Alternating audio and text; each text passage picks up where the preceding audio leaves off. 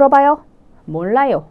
이러면 그냥 무조건 답변이 될 수 있는 거예요. 뭐 이거는 리스닝 끝이에요, 여러분. 이렇게 어림짐작하면 안 된다라는 거예요. 그래서 의도적인 반이어도 굉장히 중요하게 되겠다. 여러분, 제가 4주 안에 여러분들의 토익 점수 만들어 드리겠습니다. 스킬만 쏙쏙 뽑아 알려드릴 테니까 저만 믿고 따라하세요. 쉬운 토익 공식 에듀윌 토익. 여러분, 오늘은 셀리쌤이 파트 1, 2 공략법 총정리를 준비를 했는데요. 여러분들 스킬만 쏙쏙 뽑아 알려드리니까 저만 믿고 따라오시면 되겠습니다. 네, 파트 1과 파트 2에서 우리가 짚어볼 부분은요. 바로 이 세 가지씩 제가 한번 뽑아봤는데요. 이 파트 1에서 중요한 부분은 주어 동사 캐치 훈련, 두 번째는 장소별 표현 익히기, 그리고 세 번째는 출제 유형 익히기가 되겠습니다. 그리고 파트 2로 넘어가시게 되면요. 앞 세 단어 듣기 훈련을 해야 되는 이유, 그리고 노트 테이킹, 세 번째는 빈출 정답, 그리고 오답 유형을 한번 학습해 볼 예정이 되겠습니다. 네, 우리 파트 1에서 중요한 부분 중에 하나가 바로 캐치 학습인데요. 이 캐치라고 하는 게 뭔가 이렇게 잡는다라는 얘기죠. 뭘 잡냐면 바로 주어와 동사를 잡아야 된다는 얘기인데요. 여러분, 사실 주어, 동사, 목적어 안에는 굉장히 많은 정보들이 숨어져 있습니다. 그래서 우리가 다른 말로 핵심 정보라고 얘기를 하는데요.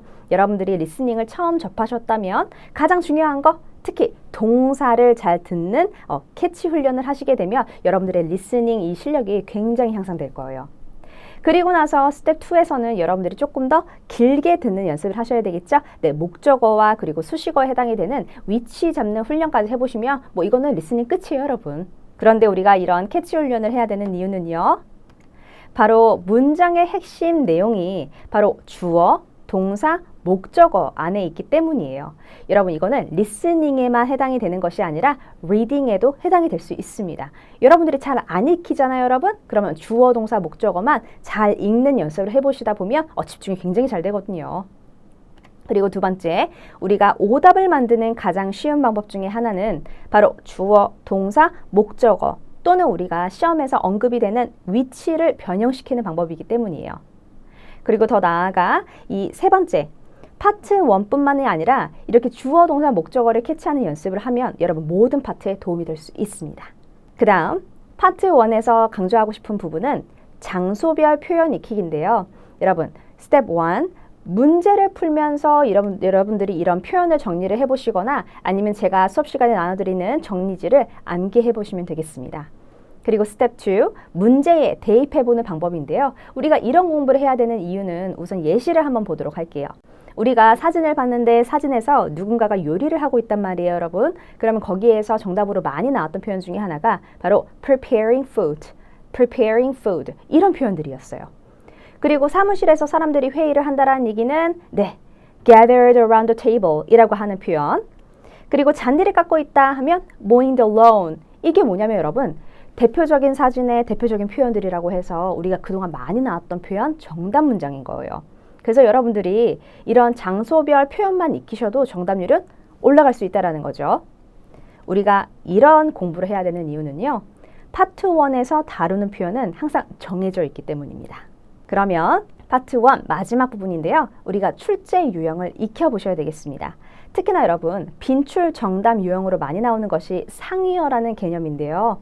우리가 이 장비를 뜻하는 이 상위어 표현이 tool, equipment, machinery라고 해요. 예를 들어서 누군가가 복사기를 사용하고 있다라고 하면 using 뭐라고 하면 좋을까요, 여러분? equipment, using equipment 이렇게 표현이 가능하겠죠. 네, 그리고 물건을 가리키는 표현은 products, items, merchandise, supplies 이런 표현이 있고요. 그리고 서류를 뜻하는 표현 documents 그리고 paper이 있다라는 거. 우리가 이런 학습을 해야 되는 이유는 명사와 동사를 바꾸는 것은 사실 가장 기본적인 오답 출제 방법이죠, 여러분. 그러면 여러분들이 어렵게 문제를 만들려면 어떻게 해야 되겠어요? 네, 수험자의 판단력을 흐리게 만드셔야 된다는 거예요. 그 중에 하나가 뭐겠습니까? 바로 상위 개념을 사용을 하는 방법이죠. 쉬운 토익 공식 에듀윌 토익. 네, 그리고 우리 파트 2로 한번 넘어가 볼게요. 이 세 가지 기억하시죠, 여러분? 그 중에 첫 번째는 바로 앞 세 단어를 듣는 훈련을 해야 된다. 이거는 제가 파트 1에서 강조했던 주어, 동사, 목적어를 잘 듣자와 연계되는 부분인데요. 이게 바로 정확한 핵심 내용을 파악하는 방법이라고 말씀을 드렸죠. 우리가 스텝 1에서는 앞 세 단어를 여러분 듣기 훈련을 하시고 그리고 들으면서 여러분들이 따라 하셔도 좋겠습니다. 왜냐하면 우리가 이 시험지를 한번 보게 되면요. 문제와 답변이 나와 있지 않고 그냥 여러분들이 아무것도 없는 페이지에 이렇게 노트테이킹을 하면서 파트 2 문제를 푸셔야 되는 유형이거든요.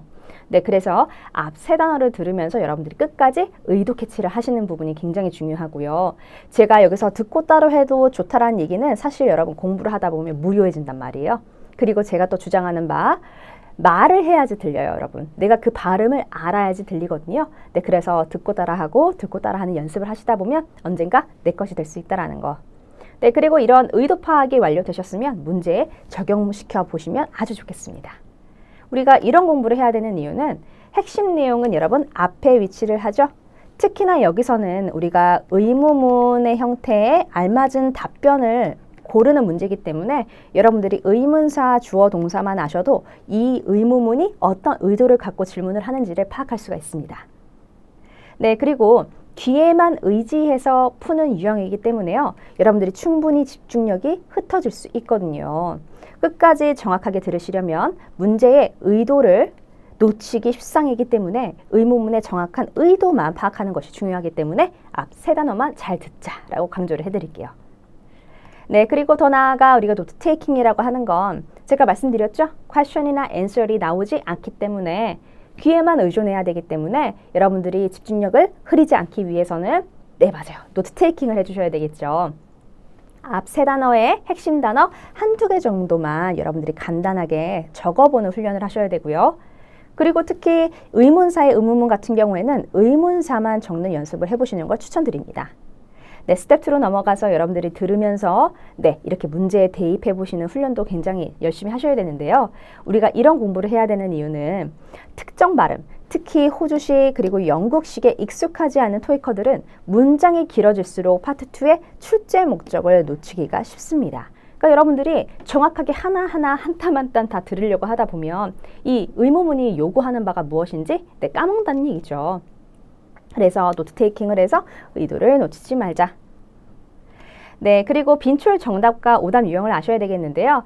물론 이 퀘션에 맞지 않는 답변들은 다 오답 소거를 해서 정답만 찾으면 되지 라고 생각을 하시겠지만 이 토익도 시험이기 때문에 좋아하는 맞는 답변 그리고 이제 뭐 빈출 오답 이런 것들이 있겠죠, 여러분. 그래서 대표적인 것들을 제가 이렇게 정리를 해봤는데요.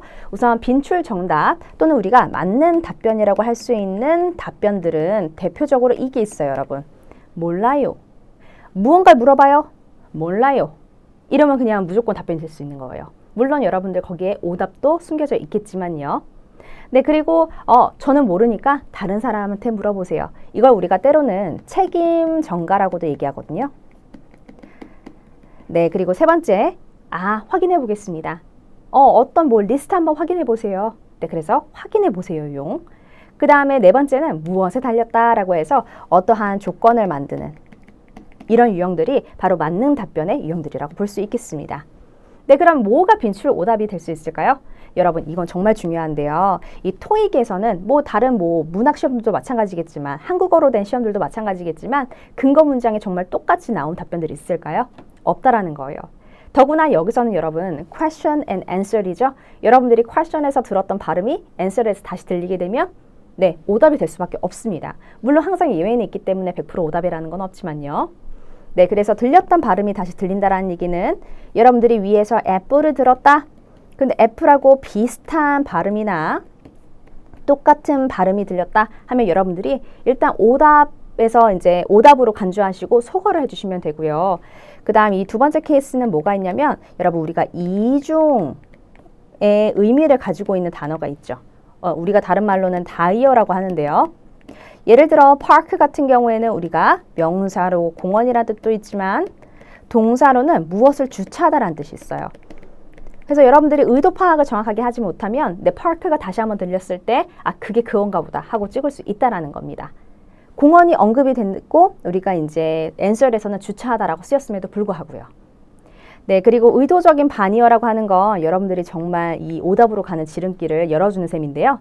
만약에 question에서 left가 들리고 우리가 정답으로 right가 들렸어요. 그럼 여러분들은 이게 뭔가 오픈하고 관련된 내용인가 보다. left 하냐? 이게 이제 방향하고 관련된 내용인가 보다. 위에서는 left라고 했는데 아래서는 right라고 했어. 아, 그러니까 뭔가 아니라고 했던가? 하면서 여러분들이 그냥 어림짐작할 수 있다는 거예요. 그런 부분을 피하자. 여기 다시 한 번 더 적어볼게요. 어림짐작은 피하자. 그리고 여기서도 마찬가지죠. 이 open, close는 open과 관련된 내용인 것 같은데요. 뭐 열었니? 아니, close 했어. 이렇게 어림짐작하면 안 된다는 거예요.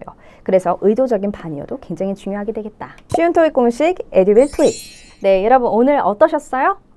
어렵기만 할 것 같았던 리스닝 굉장히 쉽고 재밌게 공부할 수 있겠죠? 여러분 제가 4주 안에 여러분들의 토익 점수 만들어 드리겠습니다. 스킬만 쏙쏙 뽑아 알려드릴 테니까 저만 믿고 따라하세요.